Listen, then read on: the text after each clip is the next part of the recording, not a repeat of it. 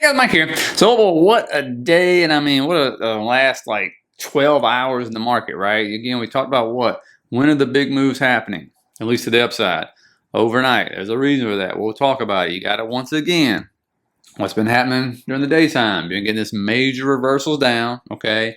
But then we also talked about what are we looking out for? We're going to see if they're going to try to push the Qs up to all-time highs. If they do that, because it was way behind, not so much anymore, which we'll look at as well. That means the SPY is going to get pushed up with as well, which what you're seeing, okay? Every day is a new all-time high. Every day is a reversal back down, but it continues to happen. I'll show you why. I'll also show you something else, because let me be very clear. You cannot have a market crash without a black swan event, as much as a lot of people want that, because of something that is happening. Multiple things, actually, and I will show you that. So just to be very clear, I don't post that stuff for no reason to the members, so they understand. I'm posting it for 2.5 years now, and it's worked for 2.5 years, so we'll keep doing it until it breaks, and then we'll go over a bunch of other stuff like, God, one semiconductor is just a mess. Thing crashed like 15% intraday while all the other semiconductors are green, and we'll go into why that is. But we did have things happen this morning, right? So obviously GDP numbers come in good. Woo, right? Shocker there. Here you're sitting here with unemployment claims. Again, going basically where the Fed wants to go now, because now it's cutting rates, even though you're kind of like, wait a minute, is this data true or not? I mean, you're cutting rates saying the job market's soft, but then when you look at it, like, nope, it's actually going down and underneath what the projections are and stuff. But maybe they'll be revised up or whatever. What else? I told the members of the morning news brief. Once again, here you are sitting here with China out at nighttime. This is why these moves are happening, going, you know what? What the heck? Another day, another stimulus package, right? So they report and say they're considering putting $142 billion in capital into the country's biggest bank. So it's like, there you go. So I believe that is the third stimulus measure in less than, 6 days maybe? So, as long as that happens overnight, that's why you're seeing these big moves all the time during the Asian market, right? Just pumping and pumping and pumping. Now, of course, one thing that still sucks in this country is manufacturing, right? Still in contraction. Showed you one yesterday. This one's still in contraction as well. No surprise there. But again, our economy is only 30% manufacturing because China does all that for us. 70% services.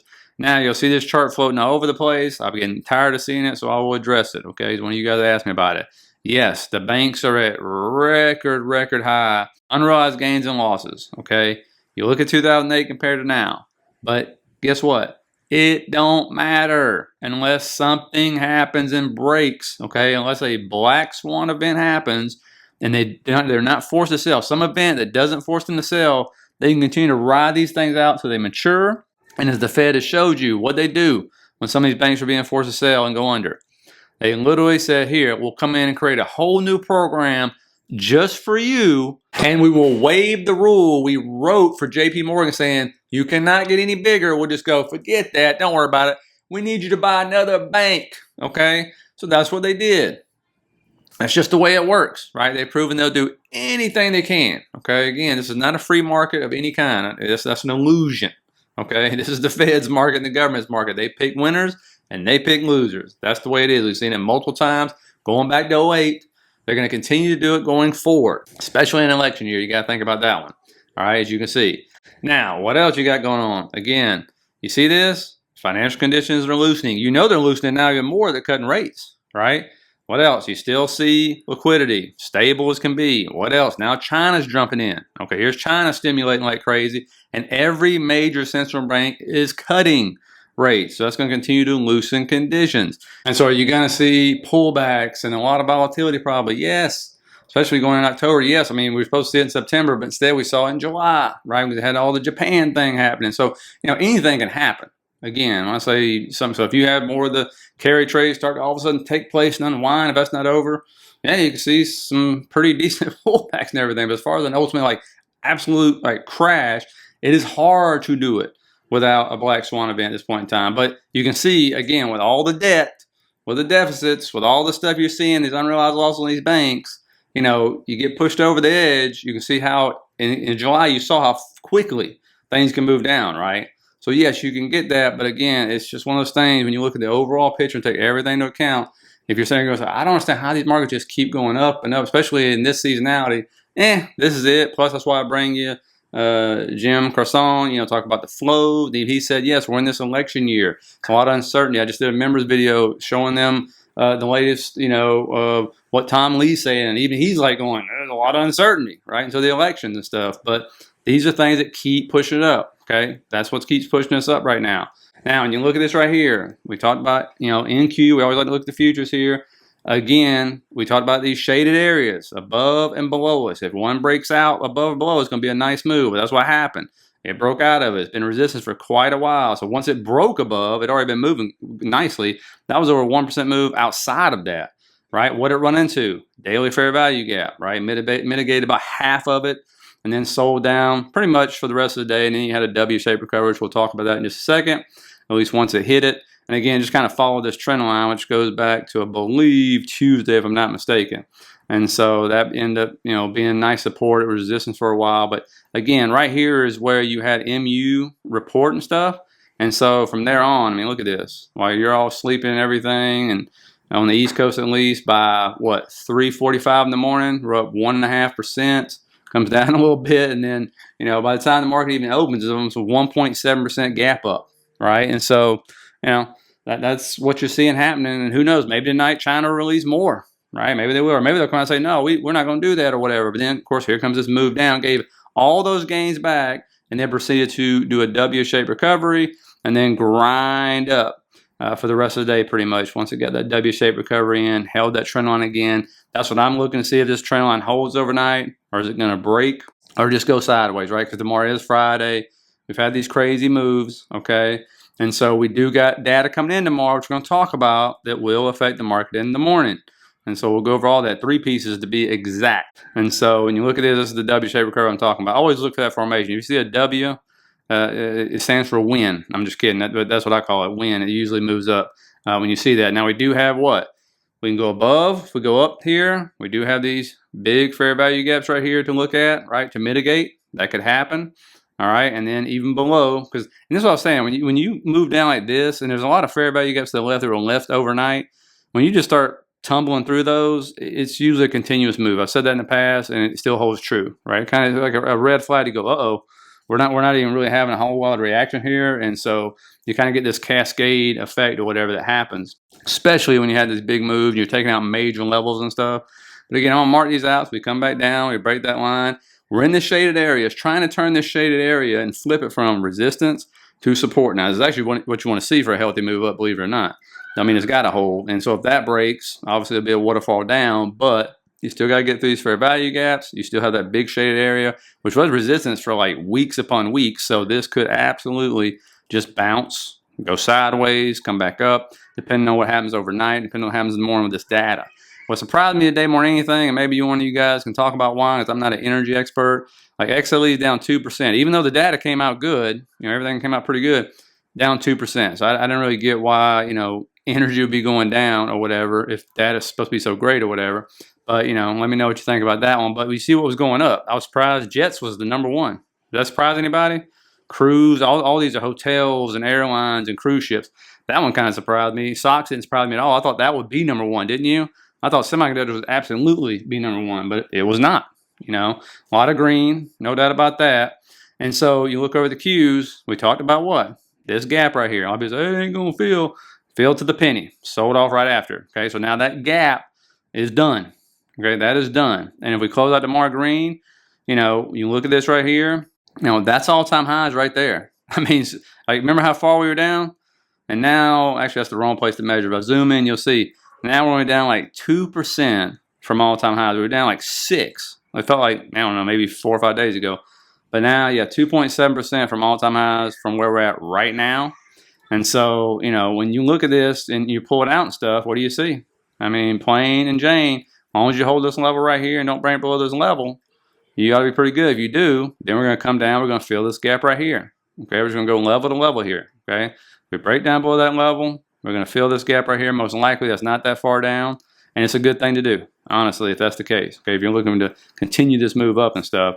But, when we look out on this, again, we got a fair value gap above us now. But that gap has been mitigated, which clears the way, okay, to start heading to all-time highs if they want to continue to push us up. And when you also look at it, if we close out green tomorrow, what do you see on the Qs? you see a new higher high for the week. Okay, so higher lows, higher highs. That is continuing right now. When you look at what else is happening, this is what we talked about. I talked about it for like 10 days now or something. I said, are they going to try to push the Qs up? Because remember, the Qs led the way for a long time. Okay, and you can see on the last 3 to 5 days, that's what they've been doing, even the last month really. But really the last 3 to 5 days, that's what they've been doing. They've been pushing this thing up. Semiconductors are basically leading the way. And if they catch fire, that's going to continue. Okay, because really the Mag 7 aren't doing all that great. I mean, they're doing okay. But it's not really the Mag 7, Mag 8 leading it, right? And speaking of semiconductors, obviously MU, incredible move overnight. Incredible. I mean, rarely do you get almost double the expected move. But they just, man, they pushed this thing up and they closed it above this level right here. And so, all I can say is like breathtaking move, to be honest with you. I mean, but the difference was, I think they're going to move up regardless. But the fact they raised guidance and stuff, the market said, cool, we'll even really, really reward this, right? And it blew right through that gap, got stuck there for a minute around that level, and then just started continuing to move up in the early morning right there. So again, now if it can hold this level, we'll put a horizontal line right here. If it can hold this level, because that is a huge move, I'd love to see it bounce off of it. It can go right back up in that next gap, because when you look how it moved up before, there's not a ton of resistance when you look at this thing.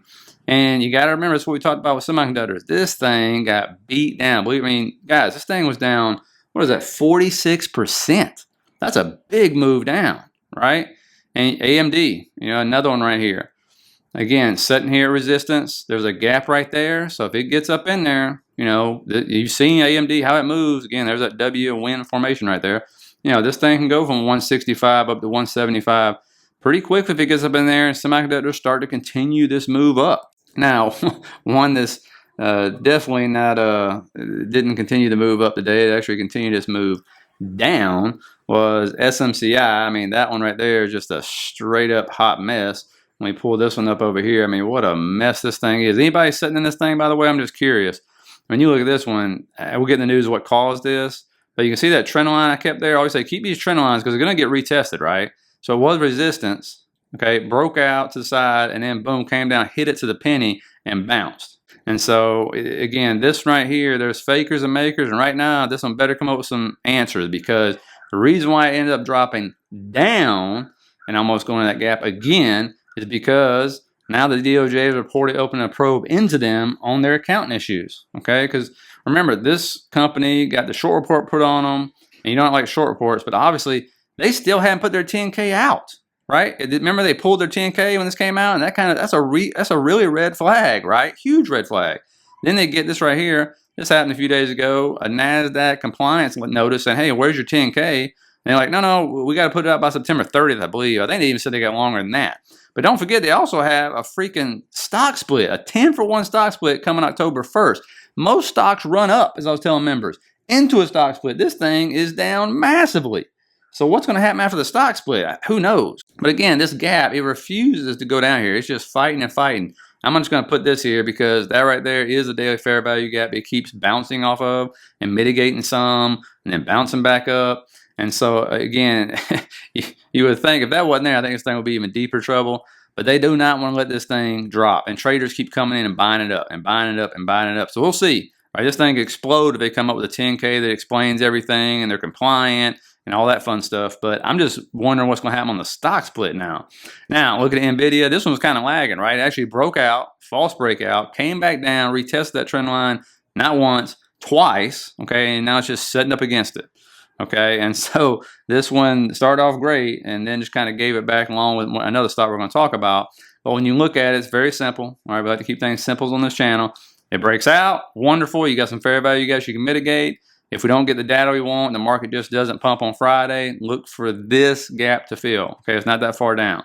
And everybody says, well, how come you think it can go both ways? Because I'm not Nostradamus, and guess what? You don't know what's going to happen overnight. You don't know if China's going to come out with more stimulus. You don't know if China's going to come out and say, we never said we were going to put $172 billion into our banks, because it's a report, right? And so you don't know that. You don't know if core PCE tomorrow is going to come in to where it's supposed to come in. You just don't know that. And a lot of things are setting at resistance, right? And so they're either going to explode or pull back. That's just the way it is, right? You got to follow the market price action. That's what you got to follow, because it's like Tesla. Everybody thought for sure, man, it broke out. Oh, it's a breakout. All right, cool. We got this channel. And as soon as the market opened, it gave back every penny, all right? And so it came right back down to this channel. Dropped like 5% at one time. So if we come back down, obviously you're either going to break out of this channel and go to 265, I believe it is. And if we come back down around 245 to 249, somewhere is that gap right there. Actually, daily fair value gap, excuse me. You know, look for that to be tested and then bounce, right? I mean, it's been a huge move for Tesla. You know, a lot of these have gone on huge moves. Here we go. Speaking of huge moves, look at Chinese stocks again. You know, double digits, 15%, 22% on the 2X, right? 13% on PDD, 10% on BABA. I mean, hell, I wrote a Baidu call up this morning. It's like 3X what I bought it as. Thank you for that one, because it was the one that was lagging behind. I told you guys, right? So I was like, I'll take the chance. The risk reward is great. I didn't know they were going to come out with stimulus. But you look at all these candles. All these are is stimulus. I used to call them news candles, but just stimulus candles. Just gap and gap and gap. You know, am I going to chase that? No. I mean, that let it go. Let it keep going. But that's crazy, right? This is crazy percentage moves because, again, these are news candles or stimulus candles. And so what happens when all of a sudden you stop getting the news out? Okay, normally in the past, when they did this, you would see a pullback. That's natural. Okay, once they stop it. I don't know if they're going to stop it at this point in time. Again, they're giving money to the poor, giving money to the banks. They're giving freaking institutions money to buy stocks with. It is an amazing thing to see what they're doing. But again, we did this in 2008 and 2020 here in America. They're just following our playbook. They probably call BlackRock because that's who advises us on what to do. And this is what they told them to do, right? And another reason, look at this thing. Look at Chinese equities versus U.S. It's the total opposite. You see that? And they've never been this far apart, ever. And it's their fault. They're the ones that wouldn't open up. They stay shut down for like, what, 2 or 3 years? And so this is, you know, so if you want to talk about, you know, who's the fault for inflation, point to China. They're the ones that killed the dang supply lines, by the way. They're a big part of this, but that's it. And so now you see bigger money flowing over in there because they're like, wow, look at where our stocks are at and look at how much their stocks, we can pump them up, okay? We'll see what's going to happen. Let me know what you're doing on those. Now, data tomorrow is going to be core PCE, personal income, personal spending. That's the big stuff. You got consumer sentiment. Who cares about that? Because the first 3 are the big ones. Okay, so anyway, a lot of talk there. Sorry if I talk too fast, but the wind's kicking up and the rain's about to come in. And so anyway, I wish everybody luck who's on the west coast of Florida. Hope no property damage and you stay very safe, okay? So please hit the like and subscribe button on the way out. Feel free to sign up for the membership, which will let you have. Appreciate that. You'll get the daily news brief every morning, 2 private videos, and the Discord, of course, which a lot of people seem to like. And so I will see you guys Saturday. Please feel free to put any questions in the comments that you want in Saturday's video, okay? Have a great and safe night, everyone.